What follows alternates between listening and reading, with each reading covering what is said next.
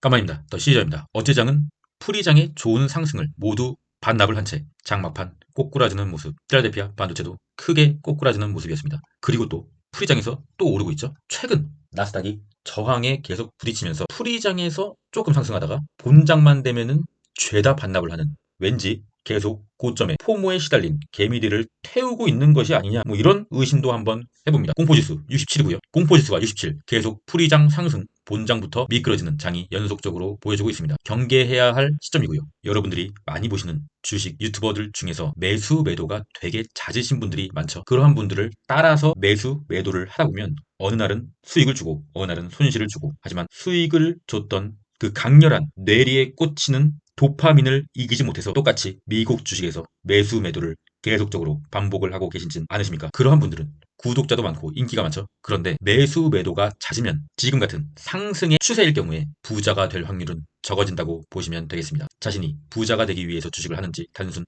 용돈을 벌려고 주식을 하는지 자기 성찰이 필요한 시점입니다. 저는 국장에 오랜 기간 단타를 해온 단타 출신입니다. 단타를 누구보다 잘할 수 있어요. 제 전문 분야입니다, 단타가.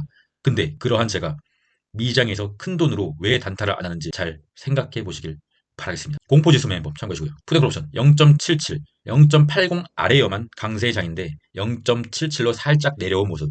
그렇다고 하더라도 갑자기 또 초강세장으로는 생각하고 있지는 않습니다. 약간 고점 횡보의 구간에 확실하게 돌입한 것이 아니냐, 그런 생각을 하고 있습니다. US100, CFD, 나스닥 지수 계속 이 천장을 두드렸다가 내려오고 두드렸다가 내려오고 결국 5일선까지 약간 이탈하려는 흐름, 21선 받쳐주고 있습니다.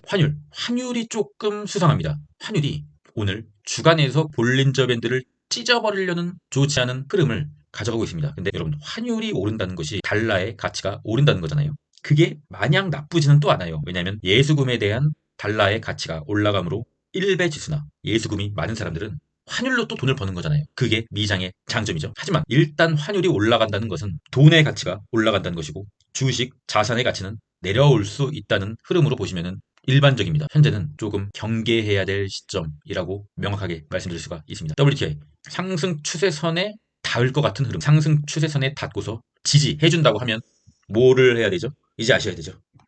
엔비디아 상승으로 다시 가나 했더니 역시 혼자만 계속 오르더니 어제장에서 급락을 해주는 모습. 하지만 5일선 지지받는 흐름으로 마무리를 해줬습니다. 오늘 5일선을 이탈하게 된다면 21선까지 내려오는 흐름을 염두에 주셔야 할 것 같습니다. TQQQ 상승 추세선을 복귀해주나 했더니 말아 내리는 모습. 이 상승 추세선이라는 것이 지금 이제 너무 높아요. 이만큼 올랐는데 더 올라야 상승 추세선을 유지해줄 수 있다는 거죠. 하지만 역시나 21선이 받쳐주고 있다. 속슬 같은 경우는 상황이 그리 호전적이라고 볼 수는 없는 게, 빨간색 선이 5일선, 주황색 선이 21선인데 5일선이 21선 밑으로 내려갔다가 지금 올라가는 흐름이긴 하나, 5일선이 21선 위로 올라가지 못하면 단기적인 역배열로 들어올 수 있는 좋지 않은 흐름. 차트를 뒤로 돌려서 5일선 빨간색 선이 21선 밑으로 내려온 적이 간혹 있었으나 계속적으로 5일선이 21선 위에 있어야 상승이 유지되는 상황이 올 수가 있는데, 여기와 같이 5일선이 21선을 아래에서 위로 돌파하면서 오르면 더 오를 수 있지만 돌파하지 못하고 저항을 받고 내리면 차트는 좋지 않아질 수가 있습니다. 속술도 약간 주의해야 될 시점이죠. 불지는 뭐 넘어가도록 하겠습니다. 테슬라도 굉장히 수상하죠. 며칠 전 영상에서 테슬라가 상승으로 돌아서려면 일단은 21선 근처에서 횡보를 해줘야 한다. 횡보를 해줘야 21선을 상방으로 돌릴 수가 있다 라고 말씀드렸죠. 모든 종목은 21선부터 시작한다고 보시면 되겠습니다. 21선을 무조건 상방으로 돌려놔야 돼요. 21선을 상방으로 돌리지 못하고 오른 주식은 명확하게 없습니다. 차트가 그러니까요. 현재 21선을 강하게 돌파하고 어제 다시 조금 내렸죠. 그리고 현재 풀이장에서 다시 21선을 유지하기 위한 몸부림을 치고 있네요. 그리고 5일선이 21선 위로 올라오게 된다면 여기처럼 5일선, 21선 골든 크로스, 이 자리에서 단기적인 상승이 나올 수가 있는 흐름으로 갈 수가 있는 것이죠. 테슬라는 뭐 계속적으로 말씀드리고 있지만 단기적으로 테슬라로 큰 부자는 되기가 힘들어요. 차트가 그러니까요. 테슬라를 장기적인 안목을 보시고 모아 가실 분만 테슬라에 접근하시는 것을 추천드립니다. 어제 오른 이유를 살펴보니까 테슬라 자율주행 FSD 풀었다. 신의 한 수냐? 자충수냐? FSD가 뭔지 모르시는 분이 있다면 기사를 한번 읽어보면 되죠. FSD를 한 달간 무료로 사용할 수 있는 기회를 제공.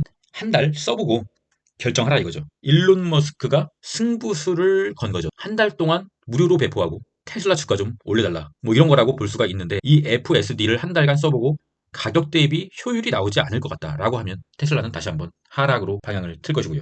근데 어쨌든 간에 일론 머스크가 오랜만에 움직이기 시작했다. 여러분, 일론 머스크의 성향과 테슬라의 성향이 상당히 비슷해요.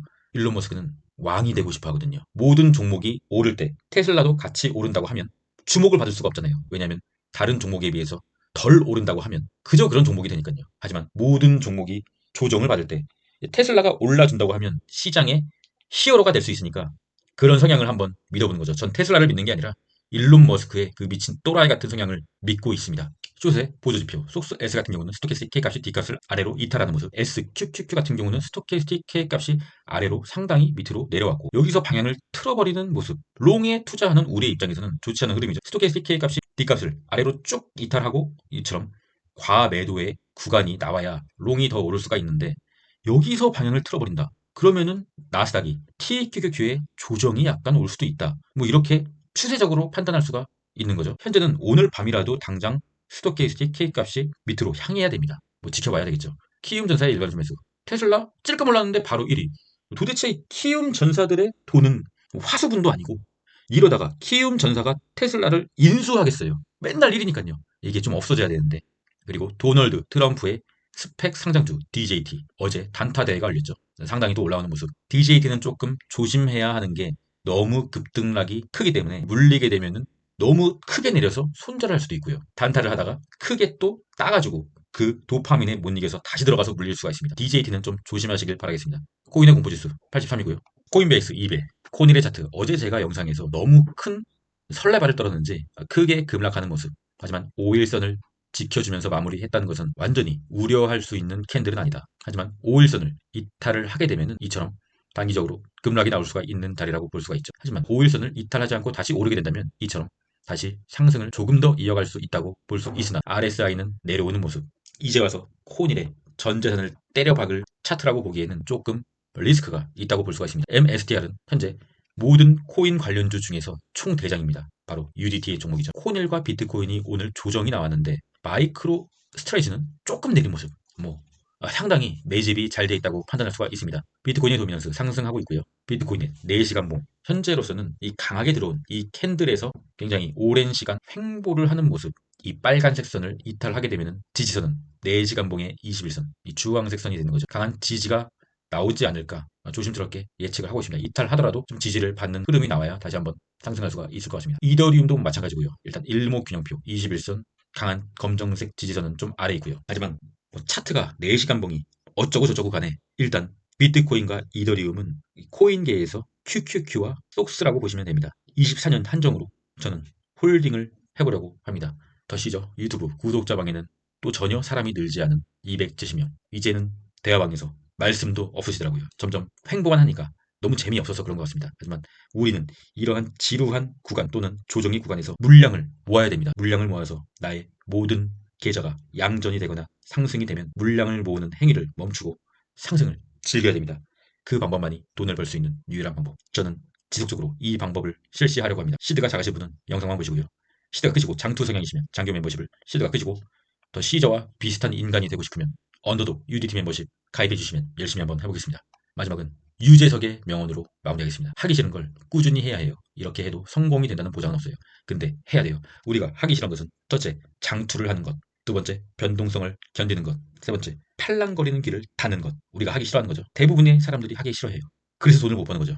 주식은 누군가 돈을 따면 누군가 돈을 잃어야 하는 구조입니다. 근데 여러분들이 하고 싶어 하는 것만 하면은 모두가 돈을 따는 거고, 그것은 주식 시장의 시장 섭리에 어긋나는 거예요. 모두가 하기 싫은 것을 해야만 우리가 돈을 벌 수 있는 거라고요.